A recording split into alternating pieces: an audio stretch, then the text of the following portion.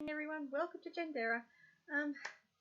I've just, after being in hospital and being a little bit unstable, I haven't been in touch with my insurance company for a while, and I decided, okay, I'm calm enough, I'm going to call them and find out what's happening with the house.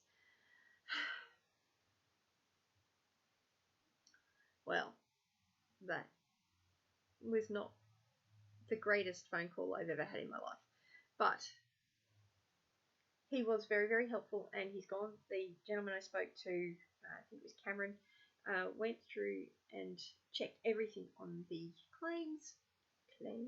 There are 3 of them, to see how things were going. And multiple things.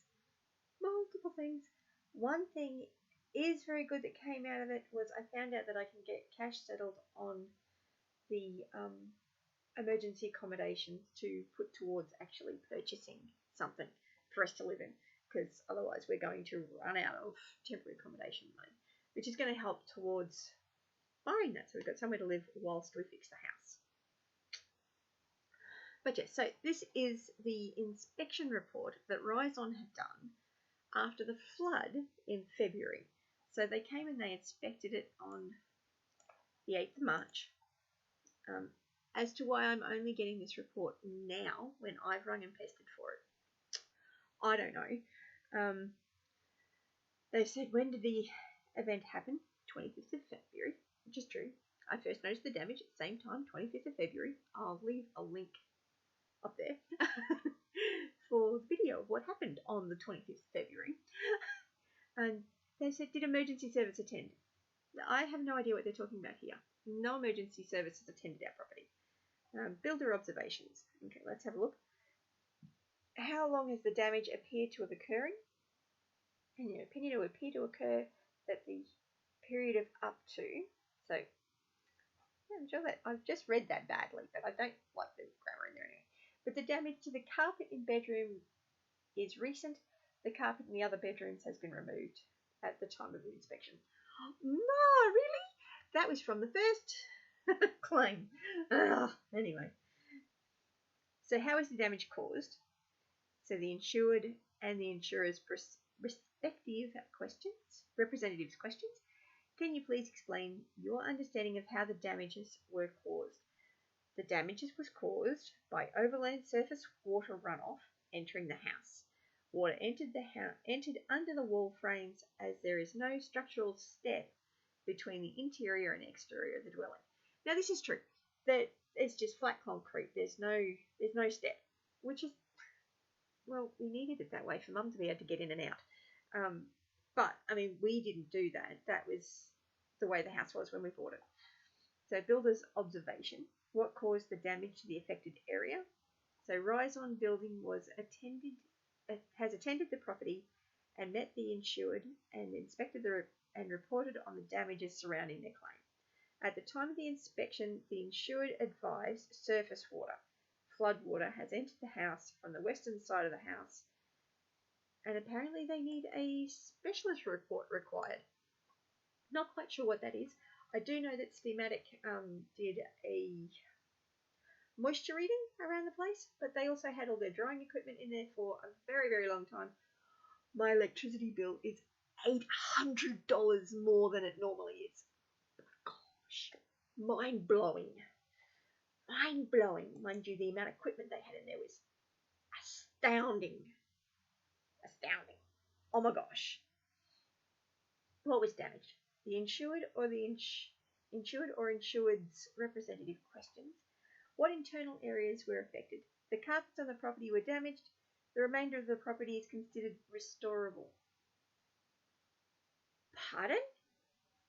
I don't get this. Do you get this? I mean, water went through my walls. I have masonite walls, panels, and I know some of them are swollen. I don't understand this. I've got to tell you, when I read this the first time, I burst into tears.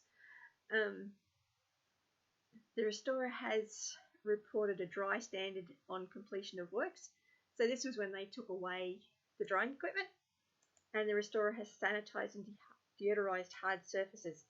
I have no idea what they're talking about this here, because They did do some cleaning in my mum's room, but the rest of the house is still an absolute disaster area. There's, as far as I'm aware, nothing has been done in the rest of the house. There is still mouldy furniture. There's still, well, it's not mouldy because it's dry, but there's still furniture that was damaged and affected by the water. We've got bookcases that are chipboard. Chipboard will have swollen. I know I've got footstools, and the water has wicked up the wood chip, so I know that's damaged, and I know that's there because I saw it on the weekend when I was there having a minor meltdown. So due to construction, rise on cannot warrant any works. What external areas are affected? No external damage observed. Builder's observation. Damages found at the time of the inspection. Water damaged carpet in the southwest bedroom. Yes, there was water damaged carpet, which has now been ripped out. Not replaced, mind you, but it's been ripped out. The restorer has attended and removed the carpets, yes, applied antimicrobial treatments and installed drying equipment that has returned the house to a dry standard. All hard surfaces were cleaned and deodorized, no further damage. Identified. This has not happened. It has not happened. The furniture hasn't been moved in anywhere in the house other than my mum's bedroom. The rest of the house has been left exactly the way it is. Nothing has changed. So I don't know how they think this has happened. I'm kind of going, really? What? I don't know. Builder's observations. Are there any noted building faults contributing to the damage? Yes. Provide. The internal floor level is the same as the external floor level. The external weatherboard is silicone sealed where it meets the concrete as a form of weatherproofing. This seal has deteriorated at the time of inspection. The construction of the building is not compliant with the building code as there is no structural step. Didn't know there needed to be a structural step. Certainly new information for me. But for future information, if you're going to build a house, make sure you've got a structural step. And honestly, if they I think before that second concrete carport was actually put in, I think there actually was a step there. But yeah, anyway. Are there any noted maintenance issues existing or related to the event? No. So that's good. Provide details. Defects observed at the time of inspection. No steps up to the house slab from external slab. No moisture barrier. Termite damage to wall in bedroom 3. Well, this we knew about and we've known about since August last year, whenever the termites happened. I'll leave a link up there for the termite video. They have been treated. There's no live termites. At least there wasn't last time I looked. External areas of the house do not permit clear access or drainage due to overgrowth or owner's belongings. A third of our house is not able to be used. Where else are we going to put stuff? And we did make sure that there was sufficient drainage for things to be able to go past. I mean, seriously, there were rapids running past the front of my house. Okay, in the event the claim is accepted, does the maintenance need to be rectified prior to the resultant damage commencing? They haven't answered this question, so I don't know what. Maybe this is what this is. Are there any issues relating to the proposed scope of works that may impact the repairs? And here they said they're just going to refuse to give any warranty because there's no step there.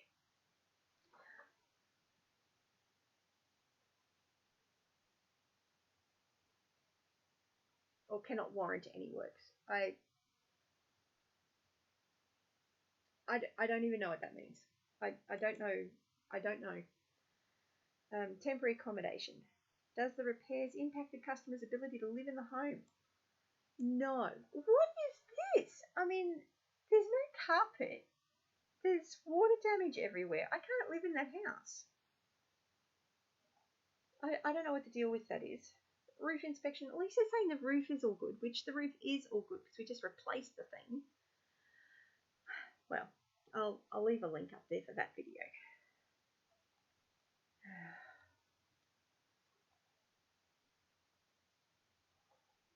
Conclusions, the builder's observation. Is the claimed damage consistent with the stated event? So they at least agree with me that the damage is consistent with the insured event.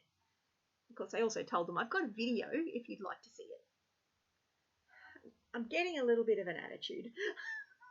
Just a little bit. So apparently they're waiting for me to review this, but they didn't send it to me. So I'm not really sure how I'm supposed to review a document when they don't send it to me. Anyway, I'm really not sure what to do with this. My next step is to actually find a quote for the temporary accommodation I'm wanting to purchase, send that to my insurance company, and hopefully they're going to cash settle me for the rest of my temporary accommodation, which I think I've got about 24,000 left, which is a note to self. When you get temporary accommodation from insurance company, there is a budget, which is 10% of the total insured value of your property. At least that's what it is for my insurance company anyway. So once they reach that limit, they just stop paying for your temporary accommodation. And apparently don't really care if your house is fixed and livable. I did not know this before. I know this now. So yes, that's Rizon's building report on my home. It's not great, and at the moment there's not a huge amount I can do about it. I have written an email to RACQ responding to this and pointing out all the parts that I disagree with. They are, apparently Steamatic is actually going back to my home and going to work on removing damaged property. So yes, I mean, who knows what's going to happen after that. I mean, before I broke my leg, I started packing things up so that I could put them into storage, but with the breaking of the leg, I wasn't able to continue. And we've got nowhere to put anything. So I just don't know. I really don't know, and I don't know how much of the furniture they're going to consider is damaged and not repairable, or how much they're going to look at and go, oh, we can fix that. Which I don't know. I mean, at the moment, all I can do is put through my objections to these claims, and follow the process, I guess. It does make it a lot harder, me being an hour and a half away from the property, so I can't actually physically do anything and be there when the restorers are there, and hubby's at work, so I just not quite sure what to do on that. So that is a bit of a challenge, but we have had some good news. So the good news is we now have hot water and cold water to the container house, sort of. So there's not actually any power to this yet, so it's not actually currently working. And this little section here, I am a little bit concerned about. Actually, I'm more than a little bit concerned about it. I'm a lot concerned, because that is, so we've got the drainage for the shower, the kitchen here, because we've got the sink and everything there. But this is the drainage for the bathroom. It's quite small, and at the moment it's just going to trickle out there because we haven't been able to locate the right pipe fittings to go in there. So it's bigger than 40 mil, but it's smaller than 50 mil. So bigger than 40, larger than 50. So it's in between 40 and 50 mil. But it's not a plumbing fitting standard in Australia, which kind of makes sense because it's built in China. But yeah, so we've got cold water running, and we've got a hot water system set up. It just needs to be connected. So, yes. But apparently, because this was another email that I got sent, they're almost ready to settle my claim. The problem is there's no step up to my house from the external slab, so there's no moisture barrier. Not sure how I'm supposed to fix that, although I'd already been told that I needed to remove my concrete slab and replace it, which the only way you can do that is to demolish the house. Got termite damage to the walls in bedroom 3. I know this. I've been waiting for them to settle me on that particular part of the claim. Although that's water damage part of the claim, not the termite damage. And the external areas of the house do not permit clear access and drainage. It's a bit of a challenge. And my husband's working 12-hour days, and there's hour backwards and forwards transport in there. Then he needs to get 8 hours sleep, so he's only conscious for about 3 hours. And he has a really intense job. And there are over 250 other employees that are dependent on him being able to function his job properly. I don't know. So at the moment, I'm praying God has a plan. I know God has a plan. He's going to look after all of this. I'm really not sure what he's going to do, but I'm just reminding myself that he has a plan, and it's a good plan, and he's not going to leave me in this pickle. So yeah, I don't know. But I thought I'd give you all an update on what's happening, and for starters, it's going to help me process it and figure out what's going on, because at the moment it's all a little bit overwhelming. But yes, other than that, I've got an appointment at the hospital next week on Wednesday. Still not quite sure how I'm going to get out of the house to get there. Hopefully Gavin will be able to have the day off, otherwise I'm not going to be able to have my appointment. Yeah, I don't know. And that appointment's actually 4 weeks after my surgery, so I'm not quite sure exactly why they're doing that, other than the fact that I've transferred from one hospital to another hospital and they're wanting to see exactly where I'm at, I guess.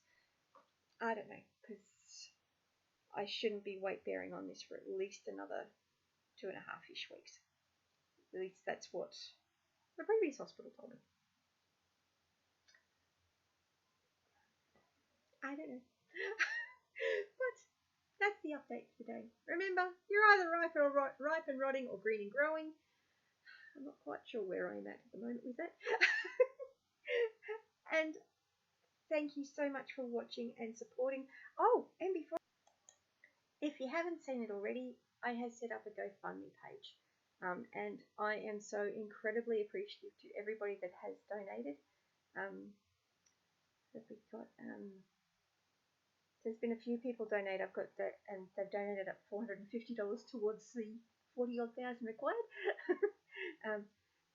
But with the little bit that I'm going to be getting from the insurance company, that hopefully will go at least halfway towards that. So I'll be a little bit closer than I was, which is definitely great. But I really appreciate all your support. So I've got lots of information in here on what has been going on over the last 2 years or so. So yes, and I want to say a big thank you to everybody that's donated. Paul Tran, thank you. I think that's actually Paul, and I can't remember what her name is, Off Grid. I think they are the ones that donated that, so thank you very much. This was one of my friends, another one of my friends, Josh from Indiana Homestead, one of my friends, and I think that's Cassie from Little Gardens, Big Dreams. So really, really, really appreciative to every single person that has donated.